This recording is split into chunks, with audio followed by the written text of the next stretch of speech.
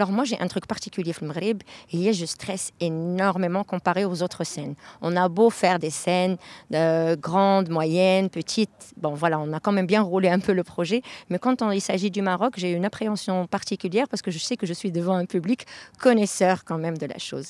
Mais on a prévu une très belle surprise ce soir. Je laisserai Alil en parler. Du coup, ce soir... Du coup, ce soir, on fait une nouvelle version, parce que pendant 2 ans, le projet a démarré il y a 3 ans, et pendant 2 ans, on a surtout tourné en duo. Les gens connaissent le projet avec 2 personnes sur scène. Et ce soir, on va inviter 4 musiciens avec nous de ESFI, avec qui on a appris l'Aïta quand on a démarré le projet, et 8 chœurs qui viennent d'une école de Aïta qui a démarré cette année.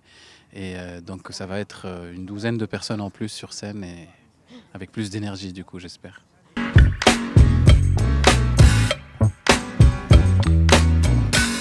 Alors, complètement, même si, en fait, je pense que c'était plus, au début, ça émane vraiment d'un amour profond pour cette musique-là, et aussi du constat de la marginalisation de l'art et des chiours et des chirats de l'Aïta. Donc, le faire connaître à l'étranger, c'était ça le but premier, parce que ce qu'on appelle la scène des musiques du monde, en fait, qui va répertorier des musiques traditionnelles dans le monde, l'Aïta est restée absente et méconnue pendant très longtemps.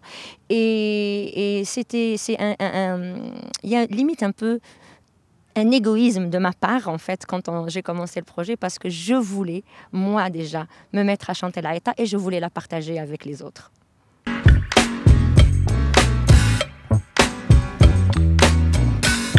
Bon, il y a une version intellectuelle de la réponse, une version plus simple. Mais en tout cas, nous, ce qu'on essaye de faire, c'est que c'est ce qu'on dit souvent, il n'y a pas une réflexion réelle derrière. C'est-à-dire qu'on fait de la... Il n'y a pas une intellectualisation. Moi, je viens de la musique électronique, du jazz. Wided vient du rap. Et on a appris à faire de la musique comme ça. Mais on est aussi amoureux de nos musiques. Et quand on se met à jouer quelque chose, on va forcément la réinterpréter.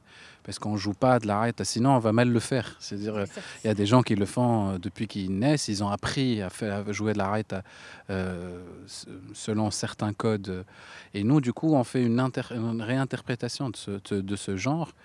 Et tout en croyant à ce que les musiques, il faut qu'elles soient réinterprétées par chacun. Rien que les différentes chirats, chacune la chante d'une manière, et chacune la fait évoluer d'une manière, et c'est cette évolution-là qui fait vivre une musique. Parce que sinon, c'est comme une langue.